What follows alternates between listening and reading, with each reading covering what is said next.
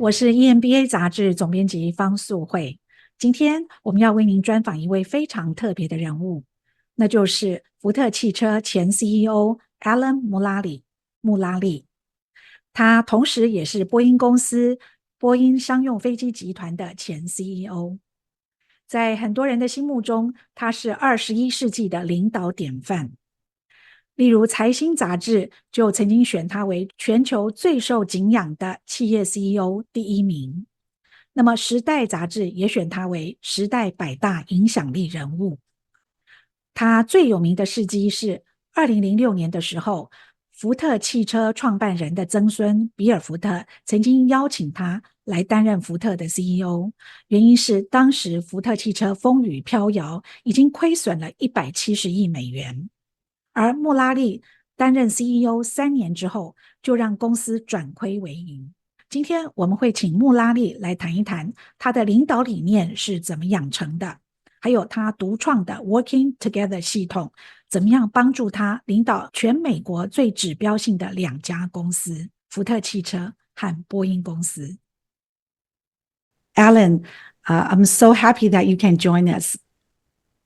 Well, really glad to be here with you. And also, we're really pleased we have Sarah MacArthur with us also. And Sarah is a wonderful business partner. She is the editor of the Leader to Leader Journal. She is a dear friend and partner of Frances Hasselbein, who is one of the most fabulous leaders ever on moving the whole world towards working together for the greater good. So this is going to be very fun. So very fun to be with you. Thank you so much. And Sarah, I'm so glad to have you here. And we know each other for actually more than 1 decade, I guess. Long time. It's been so good to know you. And I'm so happy to be here to do this today. The first question, so Alan, as I just said, you have served your family and Boeing, Ford, and our communities around the world with such a, positive way over the years. I really wonder how you did it. So could you share with us your working together leadership formation, development, and service journey?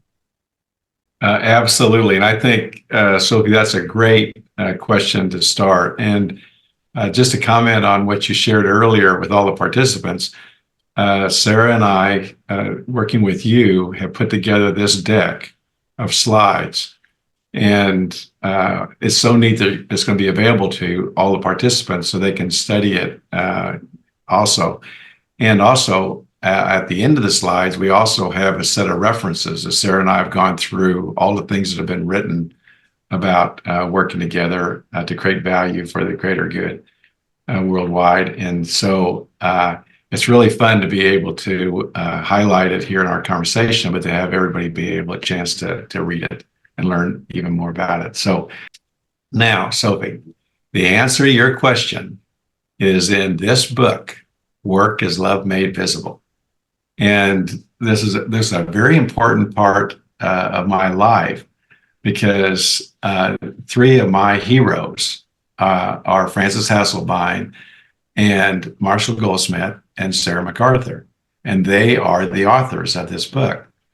And in this book, they had included 35 different journalists to write about their thoughts to help everybody decide what the purpose of their life is going to be and how do they go about contributing to that with passion and love and humility.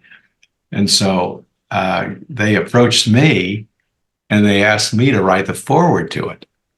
And I was so impressed because they were my heroes. And so I read the book, the draft, and I just thought it was fabulous. All of the writings and the authors were fantastic. And so I said to them, you got a great book. Why do you want me to participate and write the foreword? And Frances got close to me and she said, so Alan, you, in our opinion, is a fantastic example of a person that lives with a purpose, a compelling vision to help everybody around the world move in a positive and brighter future. And so we would like you to write the foreword as an introduction to all of these great authors. So I said, because I don't think I had written a foreword before. And so I said, so what is the foreword about then? What can I do to help and serve? And they said, well, we just wanted you to tell your story. And I said, my story? And I said, why would you want to know my story? And they said, well, everybody knows who you are and they know what you have done. They don't know why you are who you are. And why do you smile all the time? And why do you love people? And why do you like serving for the greater good? And I said to Frances, oh, Frances, I never talk about myself. And she said, she got close and she said, exactly. And so that's why we want you to write the foreword, because we want everybody to understand not only who you are and what you have done, but also why you are who you are. So I also had one more question. I said, so where do you want me to start on that story of my life? And Frances says, well, when you were born. I'm going, really? I've never ever shared that with anybody. And she said, exactly again. And so I said, okay, I'll try. So I started to write down. I just started to really enjoy it because I'd never written my entire life summary. And it ended up being about 3 pages. And that's what's the foreword is in this book. And you can kind of see here that what, and this is the foreword itself, is that what Frances was asking was, in the work is love made visible, is what do you think that people ought to know about that maybe they're not understanding today? So that's why you say, when I look out the window, what is visible is not seen by others. And of course, my answer was, well, what I see are talented people working together with creating a culture of love by design to create value for all the stakeholders, but also the greater good and humanity worldwide. And so what Sarah and I did is we summarized all of that into this one slide. And so here's my formation as a person from the day I was born all the way through our conversation today. So if you look on the left-hand side, you can see that the impact and the influence and what I learned from my parents, and also Dr. Reverend Turner, who was the minister at the Congregational Church in Lawrence, Kansas, where I grew up. And you can see what I've learned down the left-hand side. And like the purpose of life is to love and be loved. And so how I learned this and really learned it was every day when I got ready to go to school and I was walking out the door, my mom or my dad would stop me and they'd say, okay, honey. And my mom would say, now, do you remember what the purpose of life is, honey? I said, oh, Mom, do I ever? I mean, you really have taught me well. The purpose of life is to love and be loved. And then Sophie, she would say, yes, and honey, remember, in that order.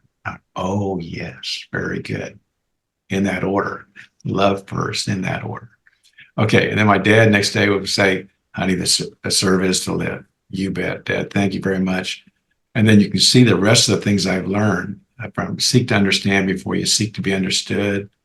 By working together with others, you can make the most positive contribution to the most people. Expect the unexpected and expect to deal with it in a very positive way. Lifelong learning and continuous improvement. Respect everyone. We're all creatures of God and worthy to be loved. And develop one integrated life that is your life's work of service. And then the one, Sophie, that I just never forgot was, it's nice to be important, but it's more important to be nice.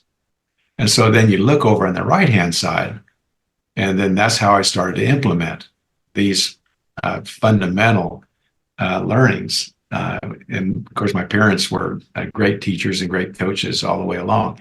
So I started working all kinds of different jobs, working with people, and also the serving to live just became so real, because not only would I got a chance to serve, but people would compensate me for that.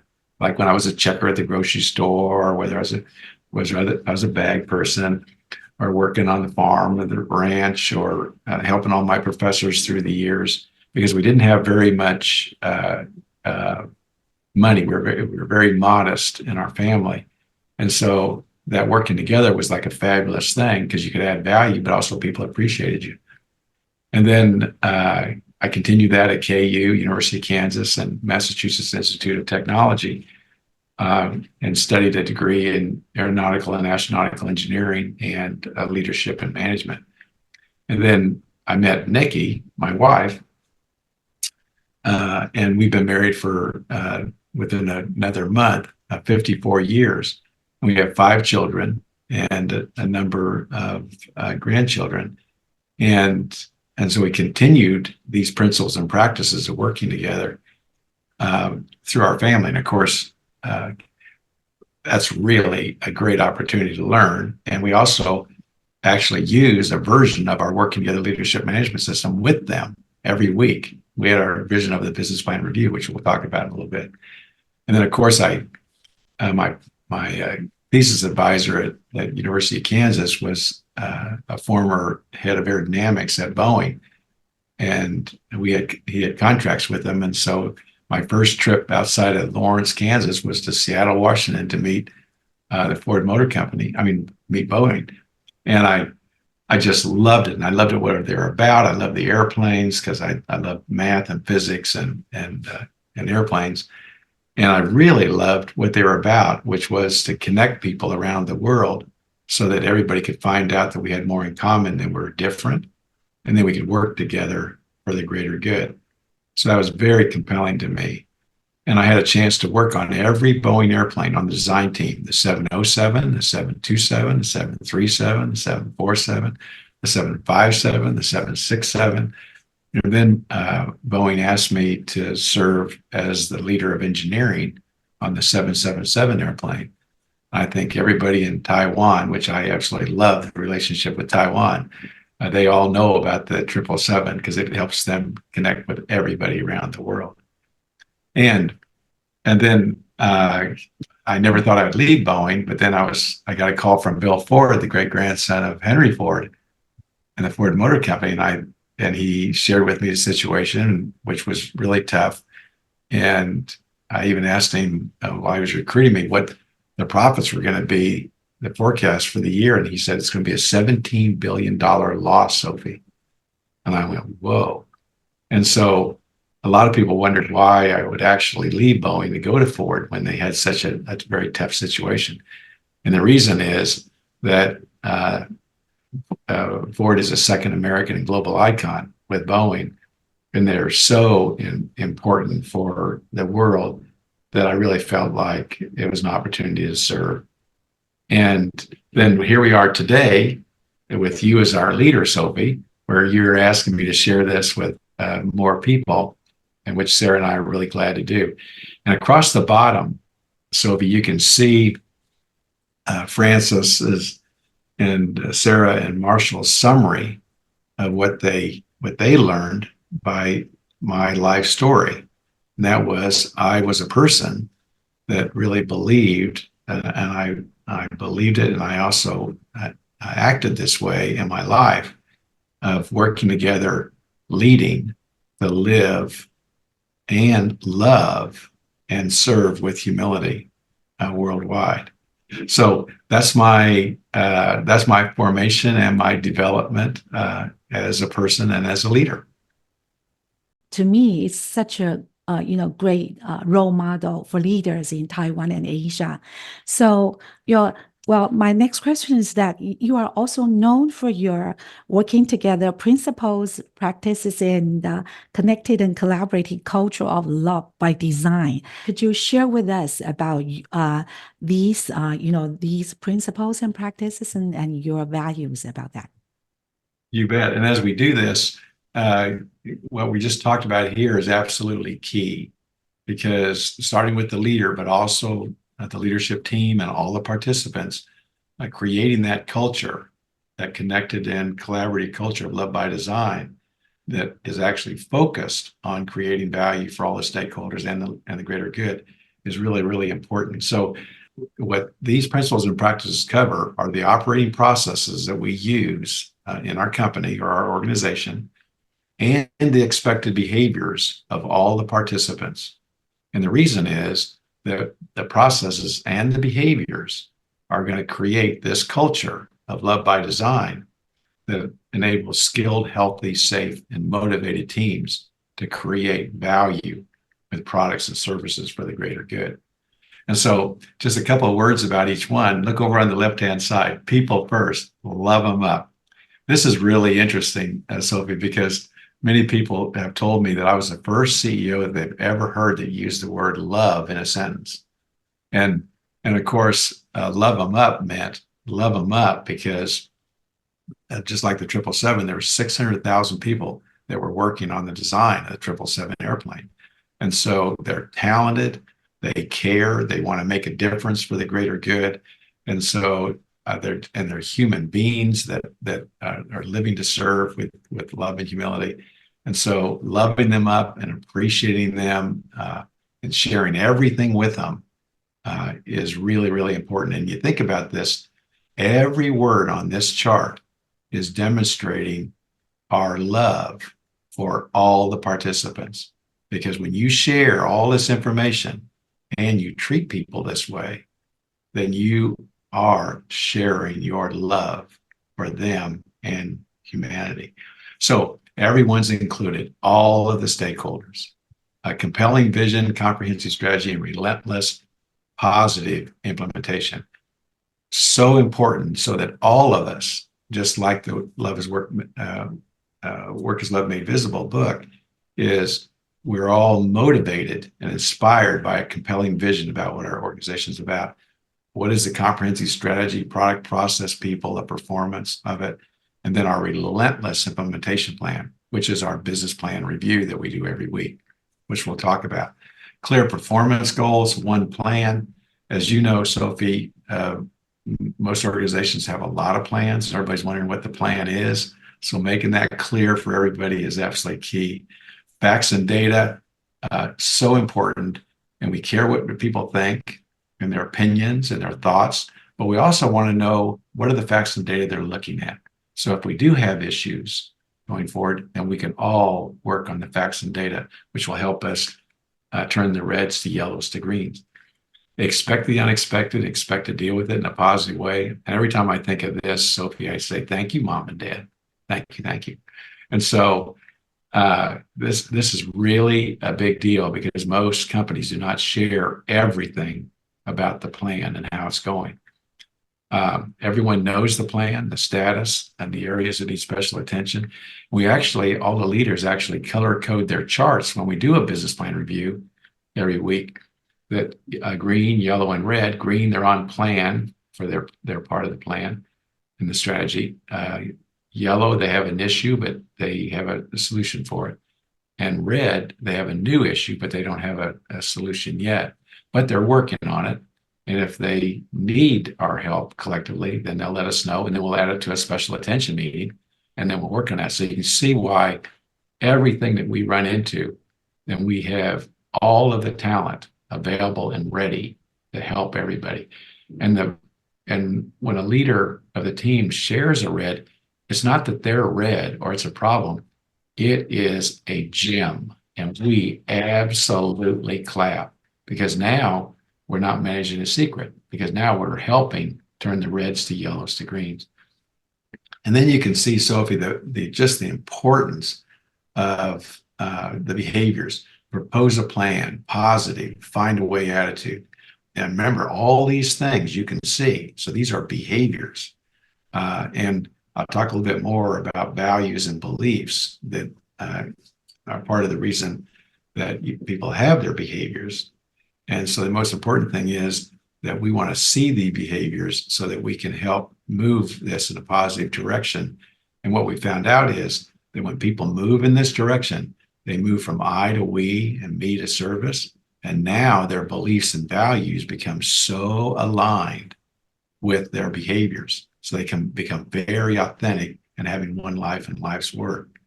Then emotional resilient, respect each other, listen to each other, help each other, appreciate each other.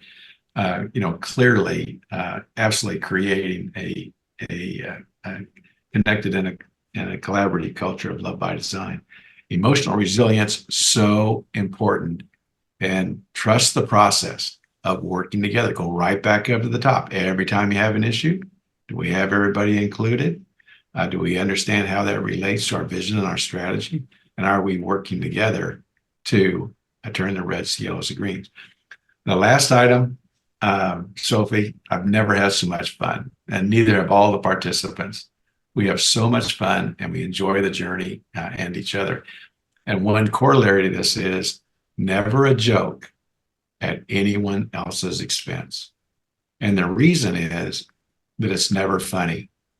And so people will go along just to get along, but it's not funny to them. But the worst part is that if they feel like they're going to be made fun of, then they're going to be very careful on how they share all their information. And so you can imagine that might get in the way of them sharing a red item because they'd be concerned. And so by only celebrating them and never a joke at any expenses, then you have this unbelievable culture where people know everything, and we're working to turn the reds to yellows to greens in a positive, exciting way. Then you can see down at the bottom that all of that results, that people working together results in creating value for all the stakeholders and the greater good. And the PGA does not stand for Professional Golf Association Worldwide. It stands for profitable growth for all. And profit equals revenue times margins. So it's the sales of the products and services, revenue, and also the efficiency, the productivity, the margins. And I've always used that because it's so straightforward and it's so simple that what we are going to all do together is work on products and services that people want and value and they want to pay for, and work on the productivity that continually improves the quality and the productivity. And so great companies will improve the revenue and the margins simultaneously from 5 to 7%, and 1.07 times 1.07 is 1.15. So the cash flow will follow it and increasing at 15% a year, and so will the stock price. So now the business is growing, and so all of the stakeholders now are benefiting. And if you're not growing, there's very little way that you can help everybody benefit. So that's why growing, not just the business, but all of the people and their talents and their skills and their working together skills is really, really important. Now, I'd like to show you 2 examples of our principles and practices being implemented. Now, Sophie, this is our agreement, the contract that we signed, Boeing with United, to create the 777 airplane. And you can see that on the left-hand side, it was actually handwritten. It was that personal between the top of both of the organizations. And you can see the agreement was in order to launch an on-time, truly great airplane, we have the responsibility to work together. Whoa. Sophie, I mean, right there, you see where working together came from. We were always working together, but now that was part of our commitment to United Airlines that we're going to work together with them. They were going to be included to design, produce, and introduce an airplane that exceeds the expectations of the flight crews, the cabin crews, the maintenance and support teams, and ultimately our passengers and shippers. And these 3 things have never been committed on most products, but let alone the most sophisticated, complicated products in the world, a commercial airplane with 4 million parts that flies halfway around the world. It's the safest and most efficient commercial airplane family in the world. From day one, best dispatch reliability in the industry. So reliable, it will depart within 15 minutes of its scheduled time all around the world.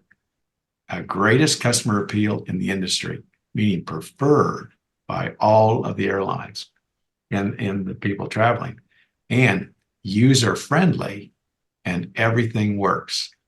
From day one, from the day it starts in production, never have been done before in an airplane, or almost in any product, as we all know. So How did that go? Okay, look at this, Sophie. Here's the 777 rollout. And there are 110,000 people below it. And when you look at it, and all the participants, when they look at it up close, they're going to see all the participants holding up their kids that touch the bottom of the nacelle, that touch the bottom of the airplane, the landing gear. And not that everybody worked on just those, but they'll say to their kids, I've listened to them do this. Oh, and there's the seats that I designed, and there's the flight control system, and blah, blah, blah. And so also you can see over on the right-hand side, underneath the windows on the airplane, two words, working together.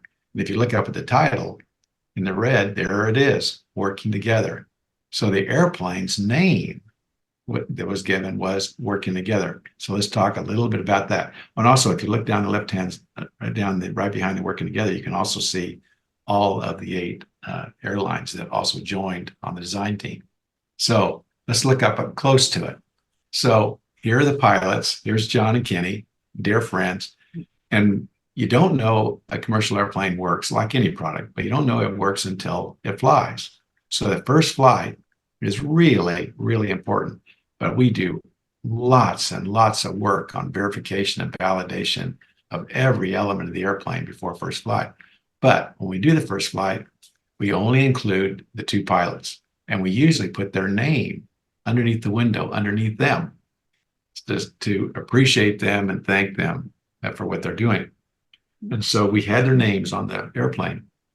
And they approached me the day before the first flight. They said, Alan, we have never been invited to participate in an airplane design like you have with Working Together.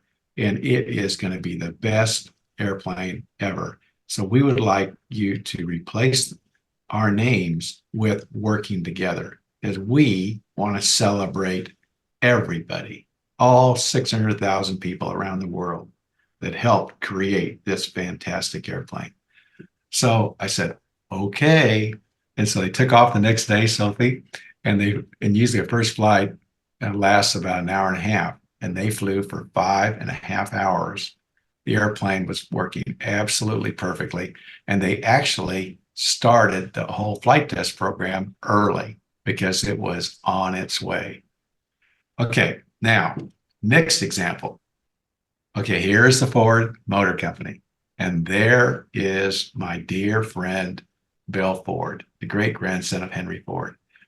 And when Bill was recruiting me, I just absolutely loved who he was as a person and what he did, and how transparent he was and how much he cared. And he shared everything with me. And he even said to me, Alan, I really need you to help turn around Ford to save us because of that, where we are. And also, if you need to be the chairman of the board as well as the CEO, I'll give up that. Also, I'd like you to do that. I said, Bill, I would only come if you would stay as the chairman, because it's going to require the best working together relationship ever to turn our Ford around. And you and I are going to be the leaders to do that and show everybody what working together really looks like. And of course, as you know, Bill and the Ford family are the owners of the Ford Motor Company. So that was really, really important. So we started with the vision. And remember, on the principles and practices: compelling vision, comprehensive strategy, relentless implementation. And so when I joined Ford and I started meeting all the people and we started to work on the vision together, they introduced me to the original vision that Henry Ford shared with everybody in 1925, opening the highways to all mankind. Unbelievable. Talk about safe and efficient transportation, Boeing and Ford. And so at the time, as we all know, people never went further than a few miles from their home. And so when he invented the internal combustion engine, this was a big deal because he wanted to open the highways to all mankind everywhere around the world so people could move safely and efficiently around. And also, on the words, when all the participants get their slides, they're going to be able to see the strategy that he laid out, and it is exactly the same as our working together leadership and management system. And I also included for all the participants the vision, the strategy, and the plan that we created at Ford based on our working together leadership and management system. So you can see the business plan on the left-hand side, one team, one plan, one goal, aggressively restructure the business, accelerate the development of the new products that people want and value, a financeable plan. We took out a small home improvement loan at $23.5 billion. And then the biggest one was pulling everybody together, because Ford was different in all the different countries around the world, to pull everyone together around this one plan of creating value for the greater good. And then on the right-hand side, and this is a card that everybody carried around. It was also in the office of all the offices around the world of the expected behaviors. And all of the things in there, Sophie, are the same as what I shared on the principles and practices. And when the team we kept getting back together, that pretty soon, all of a sudden, it was organized by FORD, Ford. So I knew we were on our way, because they organized this. This is the Ford expected behaviors on how we're going to be and how we're going to do.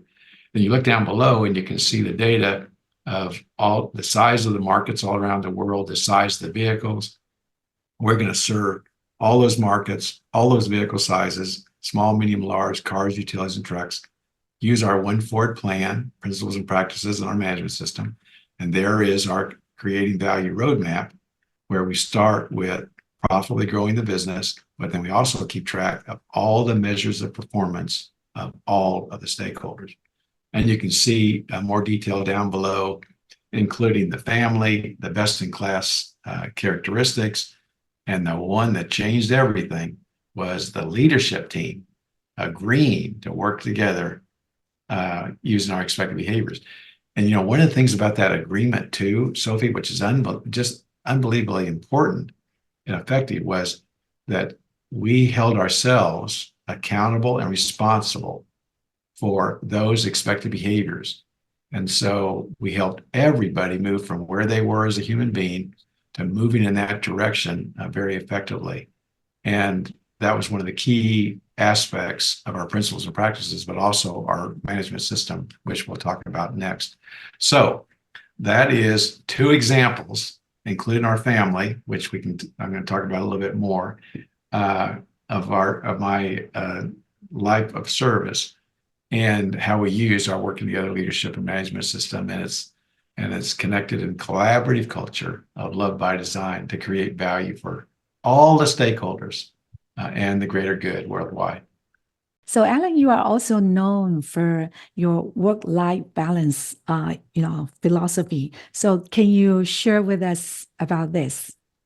Absolutely. And the way I like to go about that is, if you look on the right-hand side under the leadership, you see the word authenticity. And Sarah and I fell in love with this word. Here's the definition of authenticity. And as we all know, in any language, when you look up the dictionary for what it means, it usually has multiple meanings for every word. Well, one of the neat things about authenticity is how straightforward and simple it is. The definition of authenticity is an alignment on who you are and what you do and how you do it between your beliefs, your values, and your behaviors. And remember, everything up until now in this conversation has been looking at people's behaviors, which we could see, and having those behaviors move from I to we and me to service with love and humility.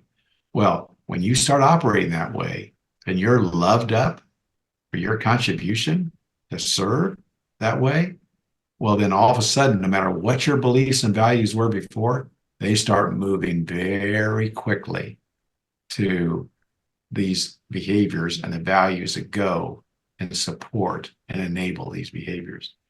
And so that also leads you to lifelong learning on the left-hand side, continuous improvement, and those qualities that we've talked about that are associated with authentic people that are living and serving with love and humility.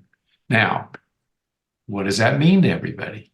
So, Sophie, this is one of the neatest contributions about the working together leadership and management system. And I'm really continuing to learn from all the participants over the years that I've had the honor to work with, is the thing that they appreciate the most, even more many times than all the fantastic work they did on these great products and services, all these safe and efficient products, airplanes and cars and trucks. And that is the movement in their life in authenticity, where they become aligned with their beliefs, their values, and their behaviors. And so now they have one life, and they don't have a different life for every aspect of their life. So look, Sarah and I just made this diagram to point it out, is just, and everybody can do this, it's a great exercise. Just draw the circle and put one life at the top, and put life's work of service down below, what you do with your service. And then just write down, in your view, all the different elements of your life: occupational life, family life, spiritual life, community life, your personal life. And then look at those and assess where you are on every element of your life. And the more you become authentic in your leading and being with humility, love, and service, well, now, no matter what part of that life you're participating in, you're the same person. You act the same. You are the same. And so when you go to your occupation, you work that way. When you go to your family life, you see all your kids, and there you are, the same person, being the very same person. Your spiritual life, with your highest belief in the spiritual value that we all have to serve. Your community life, your personal life. So now what we've learned, and everybody shares with us, is that the stress in your life dramatically decreases because you don't have all these different lives. You don't have to be a different person in every part of your life. And then also, this leads you to want and love lifelong learning and also continuous improvement. And you look over on the right-hand side, Sophie, and we've been talking about working together, and we talked about the business plan review element of the working together leadership management system. But also, what we just talked about, that works for your family plan review. Just do that every Sunday. Sit down with your family, agree on the compelling vision, the comprehensive strategy, the relentless implementation, and go through your business plan review, your family plan review that you've agreed on. And then also, you can do that for yourself, your own life plan review. Just regularly, once a week, once a month, once a year, go through your compelling vision and your strategy and plan for what you want to do to serve the greater good, and then assess how it's going. And also include all your friends and your family and make sure that they're giving you good feedback so you know. And now you are on a very wonderful discipline where you are just continuing to improve who you are and what you do and your contribution to others and the world. Here's another exercise that Sarah and I are recommending to you. And we use me as an example. And Sarah has done it. Our family has done it. So just think about your one life and your life's work of service. And so how about 4 questions that you answer for yourself? Who are you? And look over the left-hand side. Who are you? Oh, and by the way, go check with all your friends and see what they think when you write these down, because you're going to get some really good input of areas that you might want to improve a little bit. And then why are you who you are? And all of the data about human beings, all comes back to your life, the development of you, your story, and how you were formed as a person, and what did you learn from that? And that's the best thing you can do to understand why you are who you are, which, remember, just like Frances Hasselbein and Sarah shared, is that who you are is going to have more to do with your success and whatever it is that you want to do than anything else. So understanding that why is really important. And you can see, in my case, the two up on the right. And then what do you do? And all the different things that you do. And now you're going to be the same person for it too, which is going to make it really fun and neat. And then how do you do it? And of course, you can imagine everything that I do, everything I do and how I do it is all implementation of our working together leadership and management system. And it's connected in collaborative culture led by design to create value and a brighter future for all the participants and humanity. And the last thing for all of our participants, Sarah and I went through the thousands of articles that have been written, starting with us too, because we have some leader-to-leader journal articles and that we've loved doing, and some great books like American Icon and the Extraordinary Power of Leader Humility, and these books right behind me. And so they're all here, and we selected these references for everybody to learn as much as they want to learn about our working together leadership and management system. Thank you so much, Alan, for this wonderful and inspiring sharing and also practical advice. You just talked about, you said that you're going to share about the story of the signature airplane. That's my airplane. I used to love to draw my airplane. And just for fun, I'd write the equations of motion around it and the physics and stuff, because I just enjoyed that so much. So when we were creating the 777 airplane, the sales and marketing people and the contracts would always invite me to the meetings that they were having with the airlines, and they wanted me to status the airplane development, and so they were then working on the contracts and everything. After that, so we were in a meeting in China with China Southern Airlines in Guangzhou, China, and so I presented my technical update, and so I sat down and I drew my airplane and I wrote the equations of motion on it. And the chairman of the board was sitting on the other side of the table. And he stops the meeting and he says, excuse me. So, Mr. Mulally, that's your being. That's who you are. That's your chop. And I said, well, yes, sir, it is. And I live to make the very best airplanes in the world and support you to provide the safest and efficient transportation to all of our traveling people around the world. And I said, what do you think? And he said, well, what I think is this is going to be the biggest decision that we ever make on whether to buy this airplane or not. And so its success, I know, is going to be dependent on your leadership and how you include all your team and all the stakeholders. And so what I'd like you to do is I'd like you to sign this contract for multi-billion-dollar with your signature and your airplane.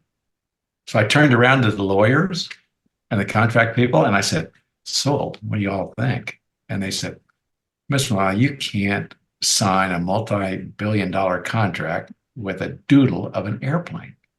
I said, oh. And I turned around to the chairman and I said, so what do you think, sir? And he said, I think I'm only going to sign this contract if you sign it with that airplane. So I turned to the contracts and the marketing people and the lawyers and I said, so what do you think now? And they said, Mr. Mulally, we love your airplane. And Sophie, this goes on. So I joined Ford. They're all learning about me. They noticed this airplane and they love the airplane. And because they knew Boeing and they knew all these fabulous Boeing airplanes. and they all flew on them. And so they kept bringing me drawings of automobiles and trucks. And I remember that one of them that was the most sophisticated and was really cool was the F-150, the number one vehicle in the world. And so, but it was so sophisticated to draw this, and I could do this airplane in about 2 nanoseconds. So I said to them, I don't really have time to make a drawing every time. So it's okay. I'll just sign my name. They came back the next day. They said, okay, Miss Mulally, we have another idea for you. So we would like you to sign all your contracts at Ford with that drawing. And I said, well, but this is Ford. And they said, well, what we haven't told you is that we are thinking about making a flying automobile. And so that looks like a flying automobile. So just keep signing that. There is our vision. Every day we see it. Because you talked about in your earlier sharing, you talked about that expect the unexpected and expect to deal with it positively. Can you give an example of how we might effectively manage such situations? Very important question. And the thing about the working together leadership management system, that reflects a deep knowledge of creation of products and services. And everybody knows this. When you're creating something, you lay out your vision, you start to work on it, but you're always going to find things that you didn't expect in your idea. And so part of the creative process is it's not linear. You go around and around and around. Every aspect of your life, just keep thinking it's about continuous improvement to get to the solution of the product and service. So it's never been a stress for us to see an unexpected behavior or unexpected anything, and including a rapidly changing world. I mean, things are changing all the way along. You can think of how the world changed in 5 years that it took us to create the airplane. So in the business plan review, every member of the team shares what's going on in their discipline, engineering, manufacturing, procurement, communication, and they're looking all around the world about what is changing. And we talk about that in the business plan review. Then we incorporate parts of that into how to profitably grow the company. And if we had said it's a technical issue or an issue, then we work to mitigate that. So we welcome the change and we love it. And so that's what it means by expect the unexpected and expect to deal with it. And you do it in a positive way. And that process, or working together process, enables that to be so effective and so easy and not stressful. Yeah, this actually leads to the question I was going to ask. That's about uncertainty and anxiety, especially when the outcome is not clear. How do you yourself navigate this kind of feelings? Well, here's what that feels like. I have participated in a weekly business plan review for 47 years. I think I missed maybe 10 of them. And even when Nikki and I and our kids are traveling around, then we'll actually call in or connect once we had the internet, and then we'd watch the business plan review and watch the colors moving from red to yellow to green and around. And we had so much fun doing that. And the answer to your question is, people used to ask me, how do you sleep at night, Alan, when you're creating an airplane with 4 million parts and you have all these reds and yellows and stuff? And I said, I sleep really well because we just had a business plan review. We all know the issues. We all now know that we have people working on it individually and together. So I have no stress. So I sleep really well. So again, this transparency and this sharing of everything, and everybody knowing it, not just a few people where they think that they have to tell people what to do. No, we are connecting with all of that intelligence and all of that knowledge. And so it is really fun to have an issue because we know we're going to work together to solve it. And if the original idea we had for the solution is not the one that's going to work, then we create another solution for that specific one. So no stress. Matter of fact, after you wake up, you can't wait to come to the next business plan review because you just can't, you're so excited to see not only the reds going to yellows and greens, but you love to see a new red. Oh, great. Because now you know that it's not a secret anymore, and we're going to be able to solve it. About it's the similar question that's about emotional resilience. And you emphasize the importance of trust the process, which I'm very curious about. Yeah, what kind of role does process play in this kind of when you try to foster resilience? Well, that's another important question, because resilience, the way it's kind of defined in some ways it's defined, a lot of way people, somehow you have to get stronger or more robust to be able to handle tough things. It's the opposite in working together, because we have a process, we have those behaviors that has resulted in everybody knowing everything. And we have a process to deal with everything that's unexpected that comes up, even expected, and do it in a positive way. And so what's it mean to have emotional resilience? It means adopt and love and be and do the working together leadership management system. And you'll have no stress. So you don't have to get stronger or do this or do that. Just keep being you, stay relaxed. We'll work together, turn the reds to yellows and greens, and smile at each other every step of the way. I know that you are helping a lot of companies implementing this kind of working together model. So in your observation, when they are trying to do that, what are the common key challenges that they face, and what's your advice? It's interesting because they don't really have challenges with what I'm going to share with you. No challenges.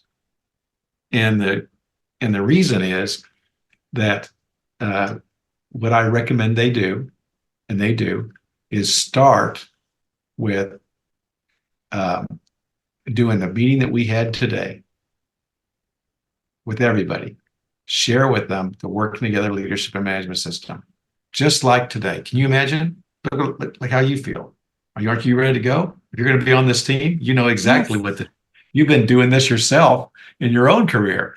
And so all of a sudden, oh, okay. Oh yeah. Principles and practices, the governance, and the leadership team, those behaviors. Okay, got that.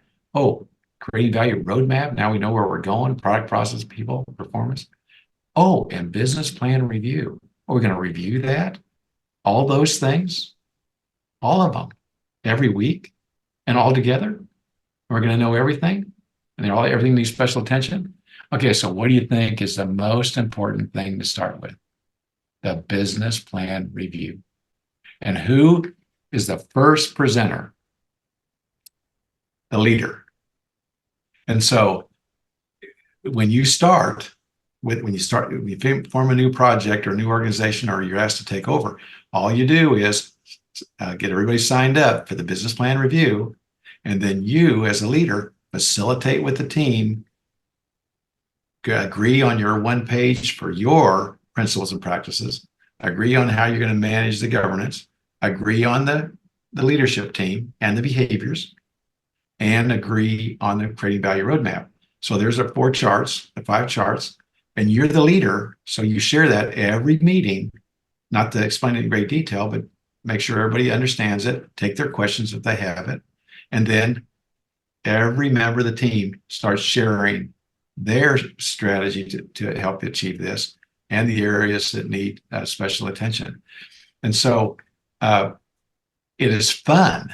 It's not as, and it happens so fast, because you make your first draft, and then the next meeting you'll make it even better, then you'll make it even better. And pretty soon, within a few weeks, you have your working together leadership and management system defined, it's clear, and you're on your way. And now you just get to do it. Every week you get to do it, and you're on your way.